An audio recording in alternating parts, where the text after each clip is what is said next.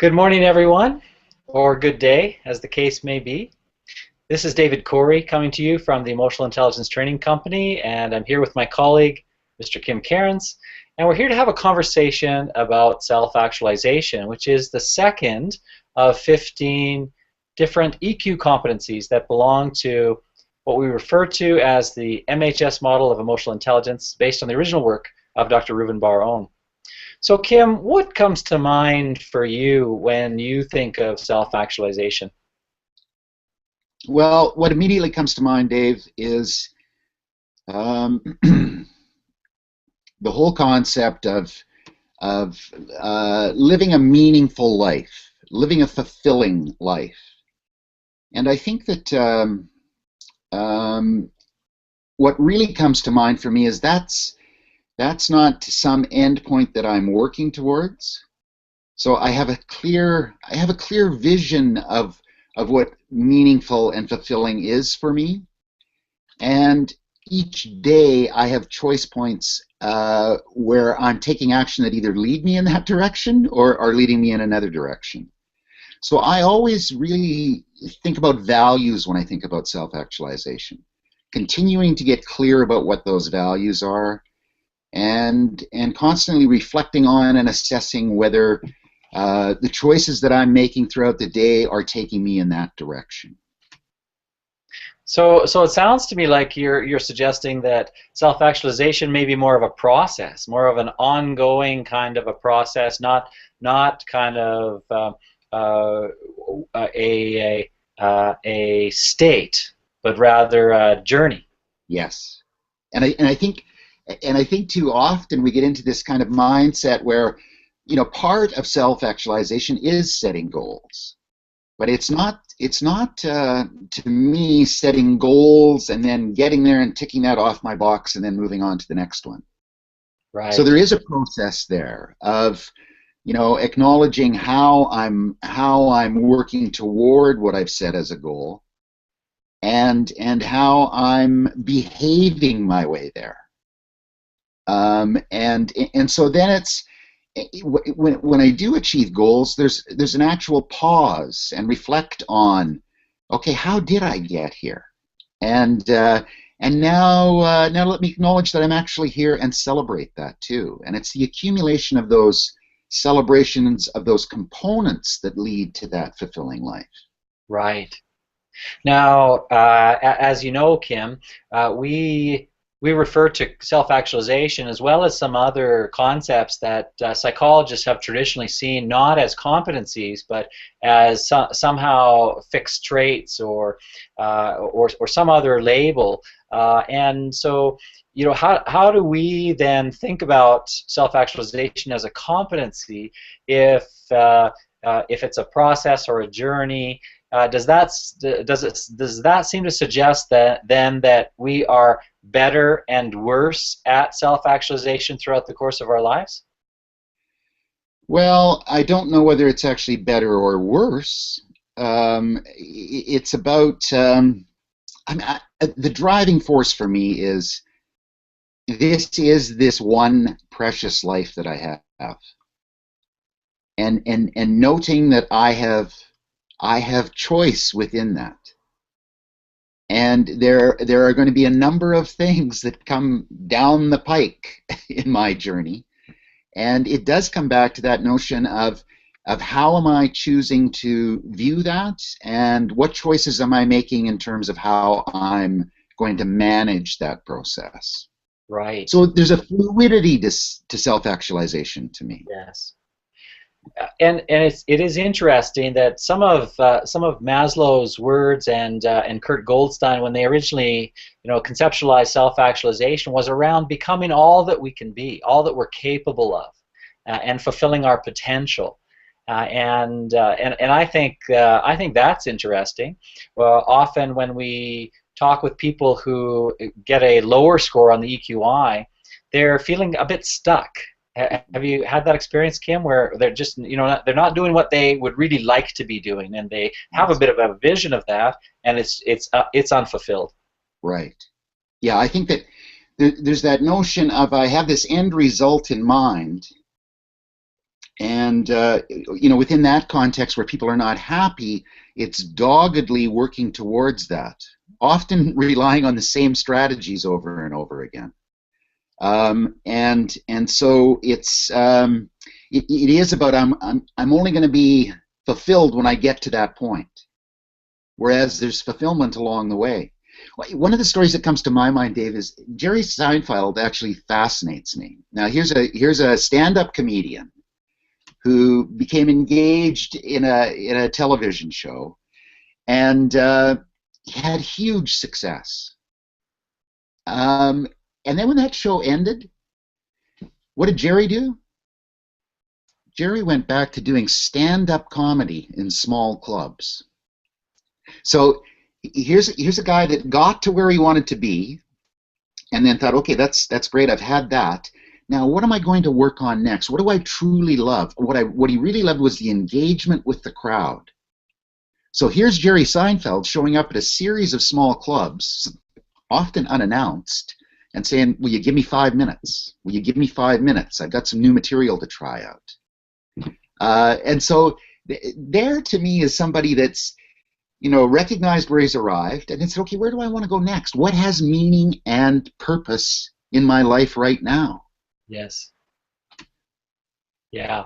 So it's Yeah. not just the upward trajectory all the time necessarily. Right. Yeah. Yeah. And I guess self-actualization hits close to home. And I was speaking with my partner Jill about this concept of self-actualization. She's very familiar with EQ and the EQI and the model that we use, and she was telling me that I know that she had the job that she had dreamed of, that was that fully utilized all of her capabilities, that fit with her life's passion, and she had that job for 18 years. And so my guess is, if we had given her the EQI when she was doing that job, her self-actualization score would have been very high in terms of feeling a sense of fulfillment and meaning and purpose, and reaching her potential, and learning new things. She was always learning about the area of her passion. And when that job ended last fall, as a result of cutbacks and downsizing, she went into an experience of feeling extremely unfulfilled. And what is every day supposed to look like, and how can I get back to that? And so for me, it was really evident, and it was hard to watch her, because knowing that she went from a place of feeling really self-actualized, that is fully utilized, doing a work in the area of her passion, to not having that to go to every day was really hard and difficult. And she actually did take the EQI following that, and in fact her self-actualization scores were lower. So it occurs to me that perhaps the self-actualization is one of our context-dependent scores. That really, if you happen to be fortunate enough to be doing what you love, it's a good likelihood that your self-actualization score will be higher. And if for whatever reason you're not there, and I'm wondering, Kim, if the competency is the ability to make it happen, to sort of get to that place of where your values align with your actions. And is that the competency? Is that what we're talking about in terms of competency here? Yeah, well, I think so, and I think it's an interesting point, because as we go through life, our values shift as we go through various stages of life. So Jill's example, I think, is, yes, very fulfilled, found meaning every day in her work, and then with that being quite suddenly removed, there's a place where this is an opportunity for me to get really clear about what my values are now. So there's a loss component to it, there's a grieving process to it, and there is, where am I heading next? What do I truly value? And the journey is not backward, the journey is forward. So given what I truly value, then what am I going to be seeking? So I think that part of self-actualization is facing challenges, is working through daunting circumstances at times, and reacquainting myself with what does bring meaning and fulfillment to me. Absolutely. Now you could spend a lot of time sitting around feeling badly that that something was gone that you once had, Right. but that doesn't necessarily take us forward. Yeah. Yeah, exactly. Well, and I think, as humans, it's so easy for us to articulate what it is we don't like or want. Right. But, there are so many more opportunities to get clear in my own mind about what it is I'm truly wanting, truly desiring, and being able to articulate that to myself and to others. And there's that process of, ongoing self-actualization, not some end result. And it also suggests the pulling in of other EQ competencies, for example, emotional self-awareness. How do Yes. I know what it is that I want? How do I get in touch? And coincidentally, just this morning on the radio, I was listening to a story about mindfulness and how many teachers are incorporating mindfulness exercises into the classroom. And I think this is fantastic. Yeah. Of course, what we're encouraging people to do is to check in with themselves. Which of course is a brilliant way to start every day to really know whether we are in line with our values or not. Right. And to be really clear about what those values are. So emotional self-awareness really fits in there. And it's interesting that in the three competencies that are part of self-perception, the first one being self-regard, which we talked about 2 weeks ago, now self-actualization, and then emotional self-awareness is all part of that trio of competencies related to how we perceive ourselves and how in touch with ourselves we are, and whether we involve ourselves in those activities that give us energy and that fuel our passion. Yeah.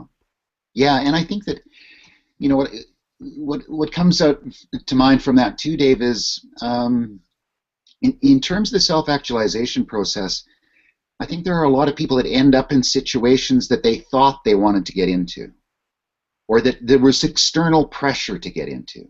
I think about young people, thinking about what it is they want to do in their future, and some parents saying, "Well, we want you to be a doctor, we want you to be a lawyer."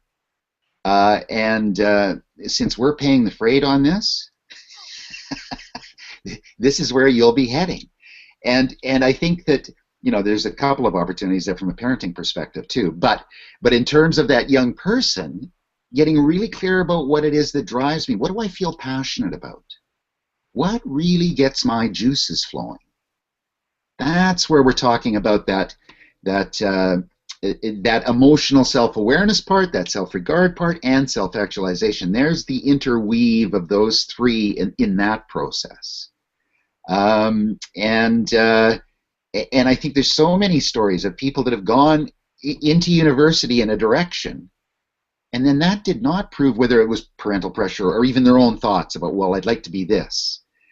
But they're being fully present in the process and deciding, well, no, actually, this isn't meeting my values, my needs, my desires in life. So that ability to shift, and I think it's the constant process of having a clear vision of where I want to go and a very firm grasp on what my current reality is. And that current reality constantly shifts. There's the journey part of it. Right. So given the fact that I'm now here currently, and this is where I want to go, what are the next steps taking me in that direction? So those choice points through the day, through the week, through the month are part of that mindfulness and intention that's so important. Sounds to me like you're suggesting that if we want to encourage self-actualization in our kids, that we need to give them more choice, which might be kind of frightening for a lot of parents who are thinking, well, given the choice, they would do very little. Yeah. Well, and I think, Dave, I think you've heard me say this before. I mean, I view parenting as it's a gradual release program. We We have kids come into our lives and we're absolutely fully responsible for them. And there's a period of time where that remains the case. And then, really our job is to provide them with as many skills and capacities as we can, and then gradually release them to try those out and incorporate others, because it's becoming their journey. So we are gradually releasing that. Does that make sense? Yeah, it does. It does. So, and Uh, I think the thing that can drive that is I want my kid to be self-actualized. yes. Yeah. That's my And once again, Kim, and this has come up many times for us in the course of our conversations over the years, is that parenting and leadership have a lot of similarities with each other. And so, we are often talking with managers about how to be better leaders within their organizations, and part of that is to encourage employees to make their own decisions and find out from them, what does really, inspire passion in them, and find out what their values are, what kinds of tasks or activities or projects they really enjoy doing, because of course they're going to do their best work in being involved in those tasks that really have a lot of meaning and purpose for them. And so what are those? How can we think about, and we can't do it all the time, of course, but how can we think of pushing those projects towards certain people at certain times so that they get to feel that sense of fulfillment, meaning, and purpose, and get really excited about the work they do, really engaged. And I guess, we hear the word employee engagement bandied about a lot, but employee engagement and self-actualization have a relationship with each other, I think, yeah. Does that make sense? Do you see employee engagement and self-actualization? I mean, Maslow, I've never thought about that, but Maslow was never concerned about the workplace and how organizations can be more effective. But I think there's something there. Well, absolutely. And work forms a large part of all of our lives. And the key points being there, our lives. So we're living through work. It's not something to be endured so that then I can begin living at 4:30 or 5 o'clock or 6 p.m. I've just seen an interesting comment here from, I guess it's Jack. Can meaningful progress or self-actualization sometimes be more easily seen in hindsight? Like, oh, at that time I didn't feel like I was doing something meaningful, but looking back now, I really value that time in my life. And I think that's an interesting point. I think there is something to be gained by looking back too, and thinking, okay, well, I made these decisions then, and this is the direction that it took me in. This is kind of a similar situation. What can I learn from what I did then that's going to inform what I'm going to do now? So I think there is a component of looking back a bit with self-actualization too. We're moving forward, but I want to carry the learning that I've already been through in my life. And I think that has to do with shifting values, that we don't necessarily value now what we valued when we were younger, and those are going to change and they're going to shift. And I think part of that is the understanding, it helps us to understand the classic midlife crisis, where we were doing what gave us meaning and a sense of purpose and a sense of fulfillment, or we thought it did, and then comes the realization that perhaps what we were involved in was not as meaningful, did not have that kind of that same sense of purpose that we were looking for. It wasn't the place where we wanted to realize our full potential and what we were capable of, and so it shifts. And sometimes it's dramatic, and sometimes it's a slight shift or a slight adjustment in terms of the roles that we take on and what we do. Mm-hmm. Can come about in a dramatic way, like it did for Jill, or in more subtle ways. Yeah, And I think we talk to people all the time, Kim, in coaching managers, and trying to sort of get creative with them about how can they make small alterations in their day-to-day work that and so that it has more meaning and more of a sense of purpose, and it just has a better feel to it. Yeah. They're more excited about their work rather than counting the days to retirement. Well, boy, when you've got the X marks on the calendar, that's a bad sign. That's in terms Yeah. of self-actualization. Have you seen that, Kim? Yeah. Yeah, well, and I think, it gets really alarming when those X's are referring to years rather than days. And I think, you bring up a great thing about retirement, Dave. There's another example of a huge life stage shift. And we see people that have worked towards that retirement. And it'll be so great. I'll just be on the golf course, or I'll be able to garden when I want. And then people actually land there, and what they experience is a feeling of loss and grieving, not unlike what Jill experienced when she lost her job. Yeah. And so there's a bit of floundering that can go on. This is supposed to be the golden years, and yet, I'm only gaining so much fulfillment and meaning from my hobbies, whatever I'm pursuing at that point. So a lot of people at that point are saying, okay, what would be fulfilling? And there are huge opportunities in those older years to engage in the world and be involved. So engagement to me is a big part of self-actualization too. I'm engaged in my own process, and I'm engaged in the world. You just made a connection for me, Kim, and I think that our talking about retirement and losing jobs, I think that what we're talking about are transitions. Yes. Whenever there's a transition in life, it's like our self-actualization gets challenged, Yeah. and whether it's forced by an outplacement or a downsizing kind of job removal, or whether it's a choice to retire. These are transitions which should signal for us that there is the possibility of it being difficult, even though it might seem easy. Like I think a lot of people think retirement's easy, and based on some of the experiences that we've seen, Kim, it's not necessarily. No. People think they're gonna enjoy all this wonderful leisure time, but then they miss the meaning and the purpose that was in the work that they did, and so they're looking for ways to get that back and Right. do something meaningful and something with a sense of purpose. And I think it's interesting. Now, I've not done any empirical studies, but I'm wondering how much of that meaning and fulfillment can be found in service work, so volunteering and giving back to the community or to a group of individuals, or finding a nonprofit to volunteer work. What do you think about that, Kim? Yeah, I think there's all sorts of opportunities. I think there's also opportunities in a day-to-day basis. That engagement in the world happens moment to moment too. I think there's a danger of, if I am just thinking self-actualization is me barreling towards my goals, I'm missing a lot of opportunities for fulfillment in a daily kind of basis.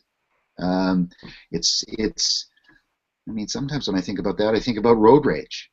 It's like I am headed in this direction, and all of these other drivers out there are obstacles to my journey.